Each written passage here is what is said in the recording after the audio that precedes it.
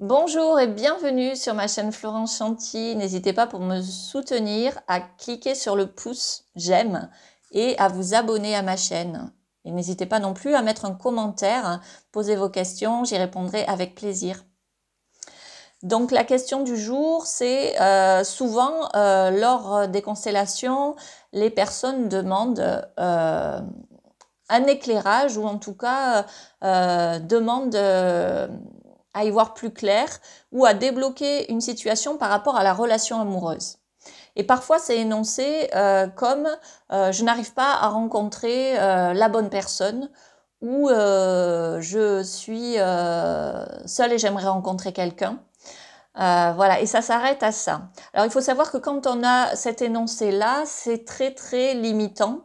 Alors, bien sûr, on voit de quoi ça parle, mais on ne sait pas. Est-ce que j'ai du mal à rencontrer quelqu'un parce que j'ai beau sortir et avoir une vie sociale développée et pourtant je ne rencontre personne. Est-ce que je rencontre des hommes, mais ce sont toujours des hommes indisponibles, des hommes en couple ou des hommes qui ne vont pas souhaiter s'engager ou me donner du temps, m'accorder du temps. Est-ce que donc est-ce qu'il y a répétition?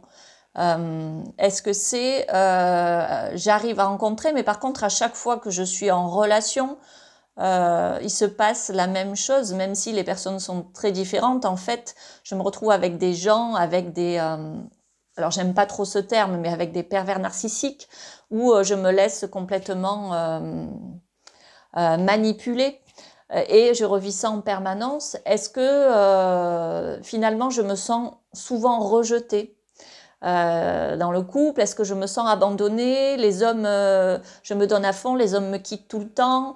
Est-ce que c'est euh, est-ce que voilà, il y a de la répétition dans vos histoires? Est-ce que vous êtes encore dans le deuil d'une relation précédente? Est-ce qu'il y a une relation qui vous a énormément marqué? Et est-ce qu'il y a encore des blessures? Ça, c'est important à savoir. Euh, donc voilà, est-ce qu'il y a des répétitions et est-ce que le comportement des personnes et votre propre comportement aussi est le même? Par exemple, des fois c'est j'ai envie d'être avec quelqu'un et j'ai envie que ça fonctionne et en fait quand je rencontre quelqu'un, je sabote. Je m'arrange. Alors des fois on voit pas, hein, des fois on s'imagine que non c'est l'autre, etc.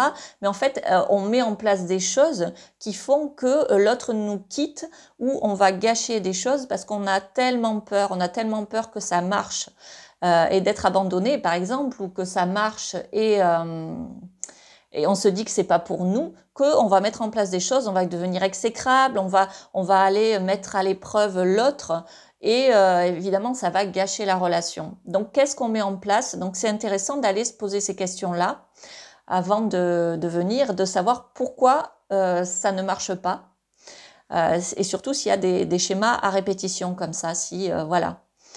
Donc, on peut aussi voir les blessures associées. Est-ce que donc c'est l'abandon? Est-ce qu'à chaque fois je me fais abandonner, je me sens rejetée? Notamment quand je choisis des hommes qui sont pas vraiment disponibles, qui n'ont pas de temps pour moi.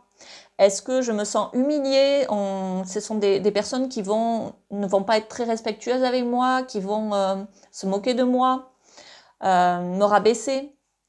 Est-ce que je vis des situations injustes finalement? Est-ce que à chaque fois la personne part pour une autre femme, me trompe, etc., etc., ou pour un autre homme? Voilà, est-ce qu'il y a des répétitions et donc les blessures associées? Ensuite, c'est intéressant d'aller voir le modèle du couple parental. Est-ce qu'on a eu une belle image du couple parental ou en tout cas des personnes qui nous ont élevés et avec qui on a été en contact, avec qui on s'est construit, notamment enfant jusqu'à notre âge adulte? Quel modèle on a eu du couple? Alors après, parfois, il y a des modèles, même si le modèle parental de couple n'a pas été très beau, parce qu'il y a eu divorce ou parce qu'il y a eu deux personnes qui vraiment ont été dures l'une envers l'autre.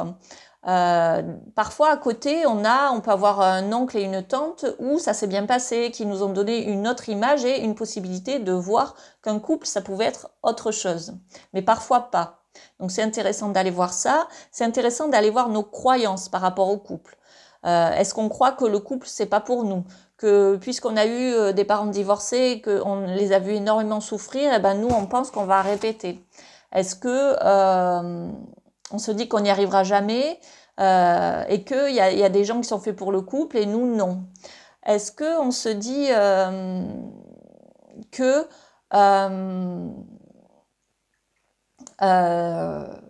voilà, ça peut être par rapport aux hommes aussi. Quelle image on a des hommes? En général, l'image des hommes, ça vient de l'image que l'on a de son père ou de son géniteur ou de son père adoptif, ou bien des hommes qui nous ont entourés on a construit notre identité. Ça peut être nos frères aussi. Quelle image on a des hommes? Si on se dit tous les hommes sont des salauds, tous les hommes sont dépendants, il faut les porter, il peut y avoir plein de choses. On ne peut pas leur faire confiance, on doit tout leur faire. Ce sont des petits garçons, etc. Est-ce qu'on a des croyances comme ça? Quelles croyances aussi on a des femmes, hein, même si on est une femme, quelles croyances on a des femmes? Que les femmes, elles doivent tout porter peut-être dans le couple, doivent tout prendre en charge. Et par rapport à ça, est-ce qu'on va trouver des hommes qui sont comme ça? C'est intéressant d'aller interroger ces croyances. Alors ensuite, déjà, quand on a fait tout ce travail-là, on est avancé sur notre question et peut-être qu'on peut justement, d'après ça, orienter davantage notre question. Donc on a affiné la question, en tout cas de la relation amoureuse, avec les croyances, avec les modèles, avec les répétitions. Et où est la difficulté? Est-ce que c'est dans la rencontre? Est-ce que c'est dans créer une relation, construire une relation, rester dans une relation ou la saboter? Aussi la relation, quelle relation on a eue avec nos parents? Est-ce qu'on a eu une relation soutenante? Une relation où on a été mis en valeur, où on a été écouté suffisamment et regardé? Ou est-ce qu'on ne va pas aller chercher en l'autre quelque chose qu'on n'a jamais eu et finalement on l'aura pas, puisqu'on est dans la réparation. Donc voilà, c'est très intéressant d'aller voir ça. Et donc encore une fois, soit vous arrivez avec votre question travaillée de cette manière-là, soit vous pouvez arriver aussi le jour J, ne sachant pas trop votre question, et ça ira aussi de toute façon.